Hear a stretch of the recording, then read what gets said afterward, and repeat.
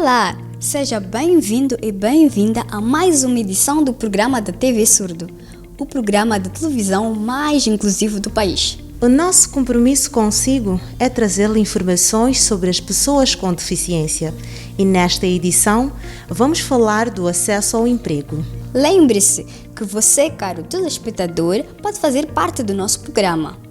Envie-nos um tema de interesse de pessoas com deficiência para ser analisado, investigado e abordado aqui.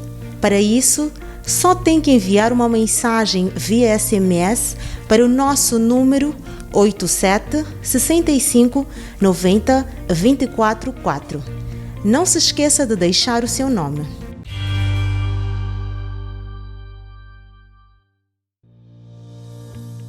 Trabalho não é só fonte de renda para as famílias. Trabalho é fazer novas amizades, adquirir experiências, construir um perfil e construir um homem.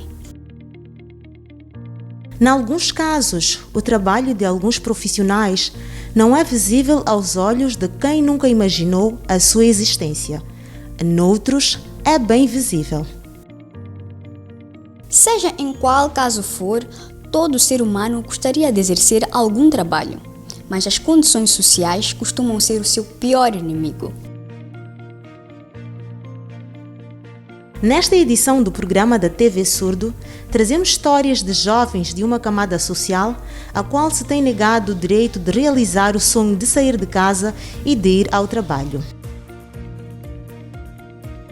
Veja como estes jovens superaram estas barreiras para hoje se tornarem verdadeiras fontes de inspiração. O acesso ao emprego para as pessoas com deficiência continua a ser um problema. Nesta peça, trazemos histórias de jovens que venceram o medo e barreiras para conseguirem emprego. Eles partilham como tudo aconteceu. Fui no departamento especial para explicar que eu estava preocupada para trabalhar.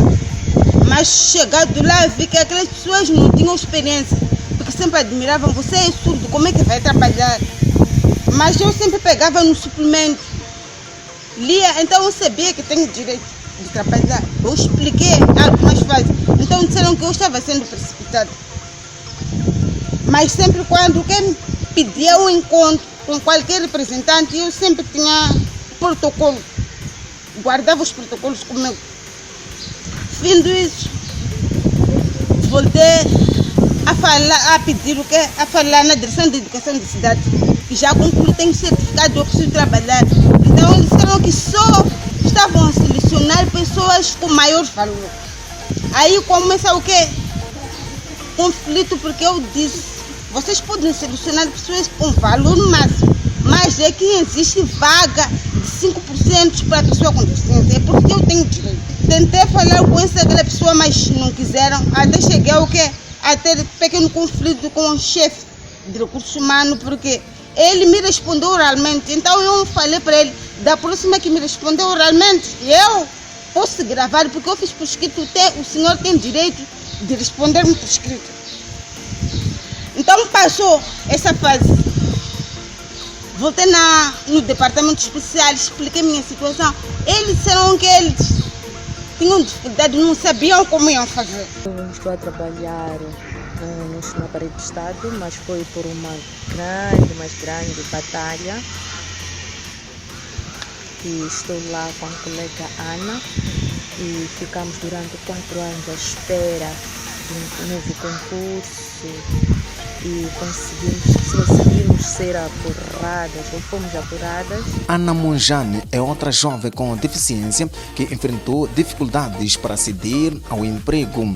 Ela conta que teve de recorrer à governadora da província para expor a sua situação. Então eu reuni todos os documentos, todos os protocolos que eu meti. Então, depois de reunir todos os protocolos, pedi audiência para falar com a governadora de Sofala, ex-governadora Helena Taibo. Então ela nos recebeu no gabinete, expliquei minha situação a partir de perca de oportunidade no Instituto de Formação de Professores. Toda a minha história, todos os departamentos que passei, mostrei os protocolos.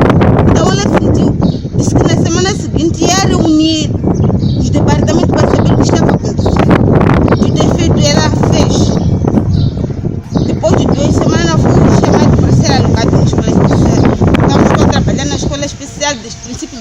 2017 até agora. Face às dificuldades de acesso ao emprego logo após a finalização do curso, alguns jovens optam por um estágio. São os casos de Leonardo Macamo e Carolina Chiao. Foi meio engraçada, porque eu acabava de terminar o meu estágio. Eu estagiei na auditoria do Ministério das Finanças. E naquela mesma semana parei o estágio, né? O estágio terminou e submeti o relatório e tive o meu certificado do Instituto Comercial. E numa brincadeira, num bar, no GMGC, um espetáculo, conheci alguém, que neste caso é o Dulce Zirilo, que ele perguntou-me o que eu fazia, não sei o quê, então eu expliquei-lhe que eu acabava de terminar o Instituto Comercial e tinha estagiado na direção da autoria do Ministério das Finanças, mas não fui contratada. Então ele perguntou-me se eu queria fazer um outro estágio, caso corresse bem o estágio, eu depois poderia ser contratada. Eu disse, para mim pode ser, mas eu não me levei a sério. Ele ficou com o meu número e de feito ele ligou-me durante o fim de semana para lembrar-me sobre o que tínhamos falado e marcar a entrevista. Marquei a entrevista, fiz a entrevista e fiz o estágio e depois fui contratada. E desde lá, desde 2004, estou aqui como funcionária da UEM. Quando eu estava fazendo licenciatura, eu conheci um docente que foi meu docente de geologia e ele, por acaso, introduziu-se um pouco, depois o historial dele, depois falou um pouco sobre a ANH. Eu disse que conhecia essa empresa e estava interessado em conhecer mais. Então, fui submeter a papelada pedindo estágio e, graças a Deus, fui aceito. Fiz o meu estágio, acho que foi... Primeiro eram de 3 meses, depois prolonguei por mais 2 meses. E acontece que, durante o estágio, abre-se uma oportunidade de vagas para ingressar como colaborador. Então, eu concorri numa dessas vagas, eu e outros colegas, e graças a Deus também fui admitido. E estou lá desde 2013. Associada às dificuldades de acesso ao emprego está a questão da acessibilidade aos edifícios públicos. Carolina e Leonardo contam que as instituições onde trabalham tiveram que remodelar os edifícios para responder às exigências mínimas de acessibilidade. As instalações não tinham, como eu posso dizer, muita acessibilidade, mas eles tentaram criar o mínimo que era possível. Fez algumas rampas e tentaram também arranjar a casa de banho de modo que eu pudesse me acomodar. E assim foi. Sendo sincero, este é o maior desafio que enfrentei nos meus primeiros dias, porque as portas, mesmo o acesso direto para o edifício, era um problema. Não tinha rampa, não tinha nada. Bom, tinha um elevador, porque meu escritório estava no 2º andar. E quer dizer, até a recepção da NH, para quem conhece, está no 1º andar. Então era preciso ter algum tipo de infraestrutura que levasse as pessoas, principalmente as pessoas com deficiência, para esses escritórios. Então, graças a Deus, a NH tem elevadores, mas o acesso ao edifício, este foi sempre um problema. Mas graças a Deus, depois de algum tempo, acho que depois de uns 2 anos, criou-se condições de fazer uma rampa para poder entrar. Então eu passei a entrar usando essa rampa e dentro tem elevador. Agora, o problema é já dentro, por causa das portas. Nós não temos aquele sistema em que as portas abrem automaticamente. Então eu tinha que pedir a alguns colegas para me abrirem as portas. Graças a Deus tive uma recepção muito boa no que diz respeito aos colegas, aos meus superiores hierárquicos e a todo o pessoal da NH. É um pessoal muito afável. De acordo com os dados do Instituto Nacional de Estatística, existem em Moçambique 727.620 pessoas com deficiência. Lindas histórias de superação. Vamos a uma breve pausa e voltamos num piscar de olhos.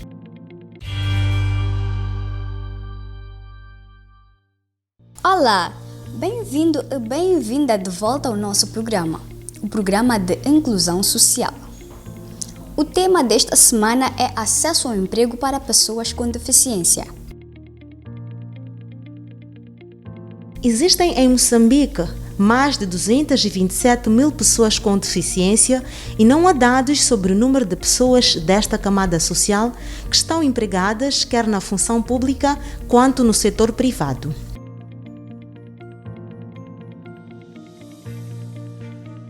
Por este e outros motivos, o Fórum das Associações Moçambicanas da Pessoa com Deficiência quer ver a estratégia da pessoa com deficiência na função pública devidamente implementada. Veja os detalhes na peça a seguir. Muito obrigado, João Magaia, por ter aceitado a nossa entrevista e para falar do emprego para as pessoas com deficiência. João Magaia, o acesso ao emprego para as pessoas com deficiência continua a ser um problema no país. Que soluções o FAMOD avança para solucionar este problema? O que vai acontecer é que, enquanto não existir uma lei que promove e protege os direitos das pessoas com deficiência, vai ser difícil. Porque, ora vejamos, 2010 a 2013 tivemos uma estratégia nacional de ingresso das pessoas com deficiência na função pública. E terminou essa estratégia, nenhuma pessoa com deficiência entrou na função pública. Por quê? Porque aquela estratégia não tem obrigatoriedade, não tem força de lei. E enquanto continuar assim, dificilmente as pessoas com deficiência vão entrar. Mas se tivesse uma lei que promove e protege as pessoas com deficiência, ia colmatar essa situação. E este diálogo vem numa boa altura, porque tivemos há pouco tempo um encontro com o Ministério da Ação Social, o Ministério da Justiça e o próprio FAMOD para fazer os reajustes da proposta de lei de promoção das pessoas com deficiência, promoção e proteção dos direitos das pessoas com deficiência. E depois desta semana ou outra vamos concluir o trabalho para esta estratégia ser submetida a vários ministérios para apreciação e por fim vai ao Conselho do Ministro. Vem numa boa altura. E lá a estratégia como empregar as pessoas com deficiência.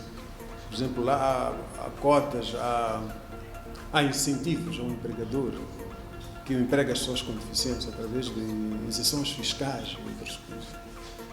O que o FAMOD tem feito para garantir que as pessoas com deficiência tenham acesso ao emprego, sobretudo neste período da pandemia em que há uma crescente tendência de redução de emprego? Uma das coisas que nós tivemos foi ano passado, na Semana da Pessoa com Deficiência, onde realizou-se um workshop e foi convidado a CTA. E estava ali alguém da CTA e a CTA também já está comprometido para fazer sensibilização aos seus membros de modo a empregar as pessoas com deficiência. É uma das estratégias que o FAMOD usou.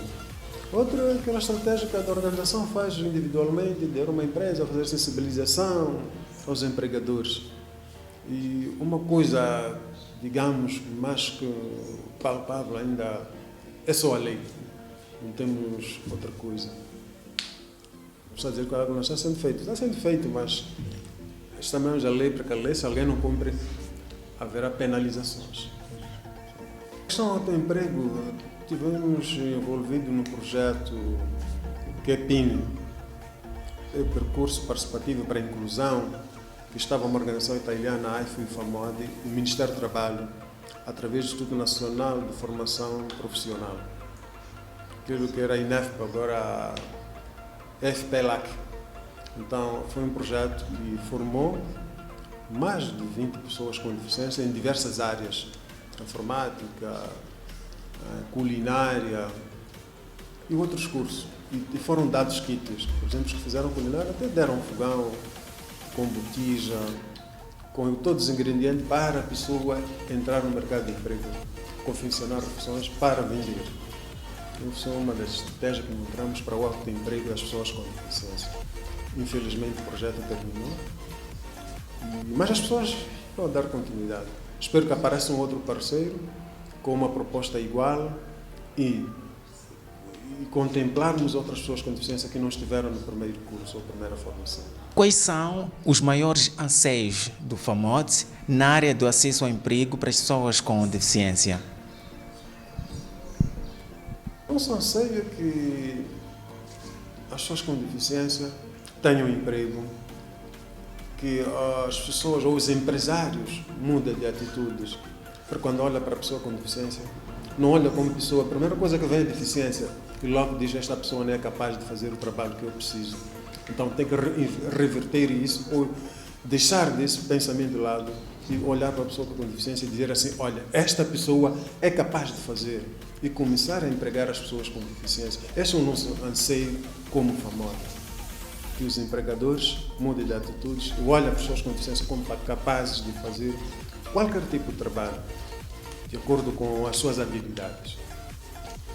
E falar para o emprego em relação à acessibilidade ainda é um desafio.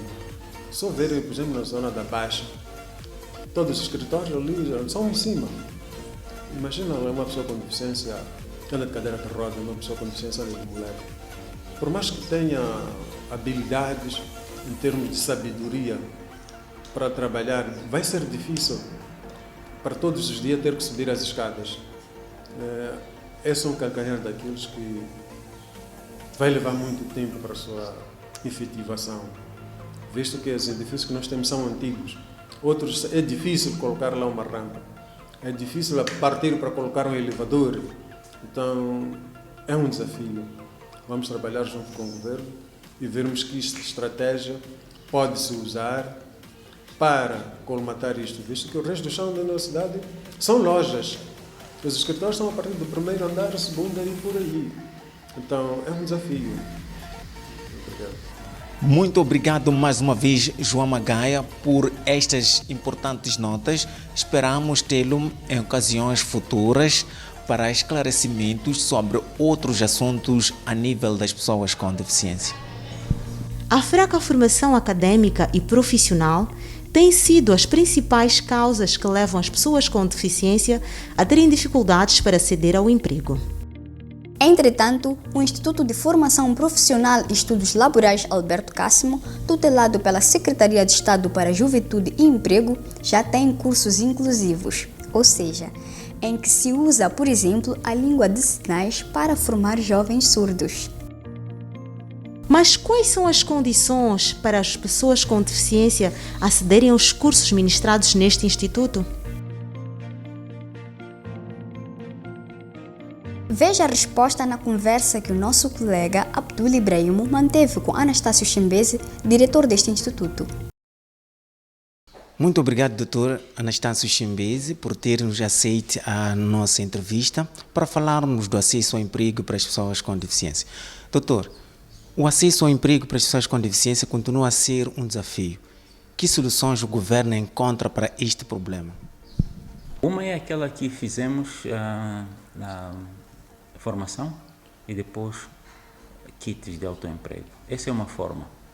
A outra, por exemplo, nós se tivermos desenvolvido as nossas ferramentas de formação, vamos precisar de pessoas que possam interpretar.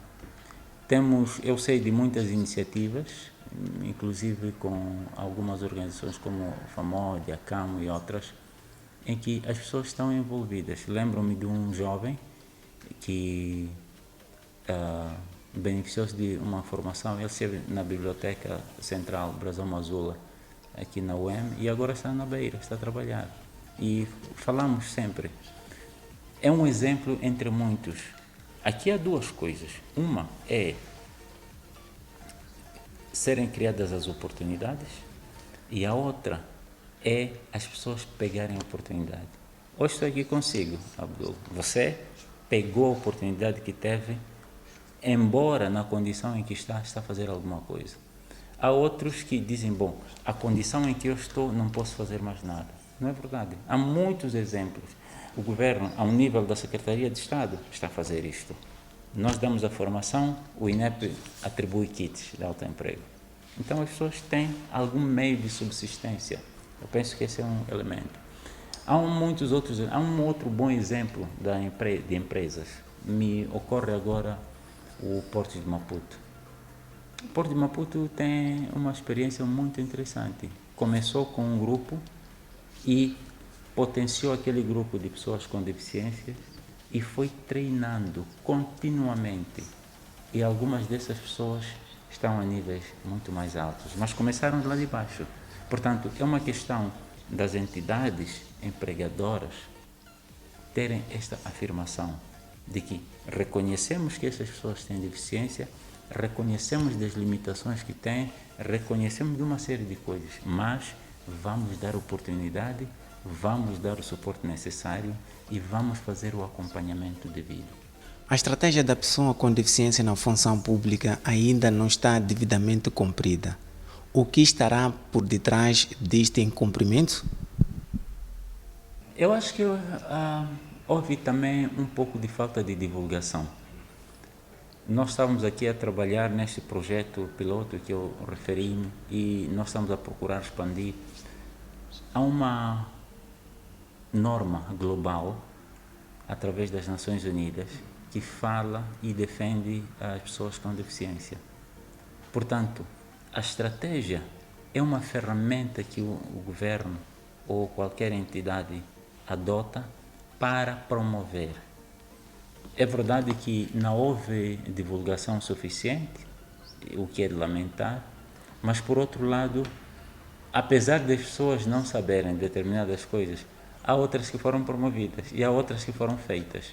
Eu acho que neste momento o que nós temos que fazer como instituições públicas é institucionalmente termos esta boa vontade de fazer e paralelamente criar instrumentos. Eu acho que esses dois elementos são importantes.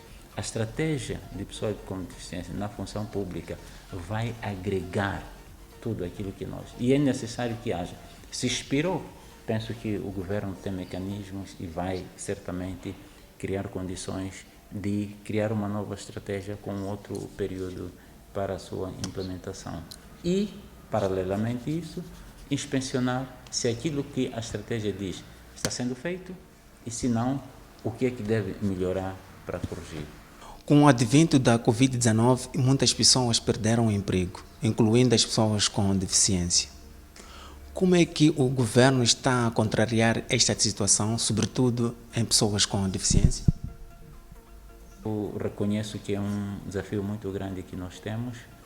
O mais importante é procurarmos alguma resiliência, dizer, ok, nas coisas que nós já conseguimos fazer bem, temos que manter. Por exemplo, ao nível da Secretaria de Estado, já conseguimos fazer bem na área de formação, já conseguimos fazer bem na área de emprego, já conseguimos fazer bem na área da juventude. O que é que nós podemos potenciar? Por exemplo, dar mais kits de autoemprego, dar mais treinamento. Por exemplo, se a pessoa fez área, vamos supor, culinária, ele recebeu o kit de autoemprego para a área de culinária, nós temos que dar mais capacitação na área de gestão de negócios, que é para ele conseguir ter maior rendimento com base no kit que ele teve. Portanto, mas eu acho que também é uma oportunidade de nós desenvolvermos algumas, vamos lá dizer, iniciativas que nos possam fazer contornar esta situação da pandemia. Por exemplo, há pessoas que, por causa do confinamento, descobriram que tinham um potencial para artes e começaram a pintar. Outros disseram, não, eu vou passar a fazer entregas de refeições, mas eu não vou sair, eu só vou preparar e vou convidar quem tem transporte para fazer entregas. Ou outros desenvolveram aplicativos na área de informática, entre muitas outras coisas. Eu penso que é um momento de todos nós, sem exceção, pensarmos de forma diferente, porque o mundo não há de ser igual. Um dos motivos que levam a que as pessoas com deficiência tenham dificuldades de acesso ao emprego é a falta de formação profissional. Quais são as condições para a admissão de pessoas com deficiência nos centros de formação profissional tutelados pela Secretaria de Estado da Juventude e Emprego? Uma boa pergunta. No dia 31 de março, Sua Excelência, o Secretário de Estado, durante a cerimônia oficial de abertura do ano da formação profissional, fez o lançamento do guião, do regulamento de atribuição de bolsas de formação. Ali, olhamos para pessoas, para mulheres, e olhamos para pessoas com deficiência. O que nós estamos a dizer é, vamos colocar bolsas disponíveis nos centros de forma competitiva, por um lado. Mas, por outro lado, nós temos consciência de que há grupos vulneráveis que precisam de ajuda e, através dos mecanismos específicos do governo e ou da sociedade, vamos atribuir. Mas é preciso lembrar que a atribuição de uma bolsa significa a disponibilidade de recursos para cobrir aquela despesa. Daí que nós estamos abertos e fazemos muitas parcerias com várias entidades, que é para nos ajudarem a cobrirmos déficit daquelas pessoas que não podem. Há muita gente que não sabe, vai ao centro de formação, é formada, não sabe quem é que pagou a sua formação. Eu acho que não é importante saberem, o mais importante é que nós sejamos fiéis depositários do apoio que temos de algumas entidades. Estamos a negociar com algumas outras, também abrimos espaço para pessoas com deficiência. E ali as bolsas variam. Pode ser, só por ser mulher, quando vai fazer qualquer curso industrial ou qualquer curso de construção civil, mesmo que tenha o seu dinheiro, ali obrigatoriamente temos que tirar 30%. 2. Para pessoas com deficiência, nós estamos interessados à procura de parceiros para atribuírem bolsas de formação.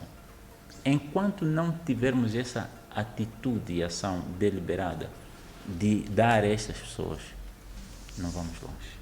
Muito obrigado, Dr. Anastácio Chimbise, por estas importantes notas. Esperamos tê-lo em ocasiões futuras para esclarecimentos sobre outros assuntos. Agora, vamos à aula de Língua de Sinais Moçambicanos. Olá! Bem-vindo à aula de Língua de Sinais de Moçambique.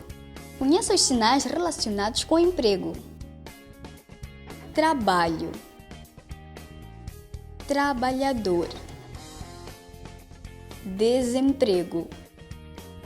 Vamos repetir. Trabalho. Trabalhador. Desemprego. Não se esqueça de exercitar aí em casa. Até a próxima aula. Estas foram as últimas imagens desta edição do programa da TV Surdo, o programa de televisão mais completo e inclusivo do país. Esperamos que tenha sido do seu inteiro agrado. Não se esqueça de nos enviar os temas que julgar importantes para serem abordados e apresentados aqui. Use o número 87 65 90 24 4. Nós voltamos a estar juntos daqui a 7 dias. Fique bem!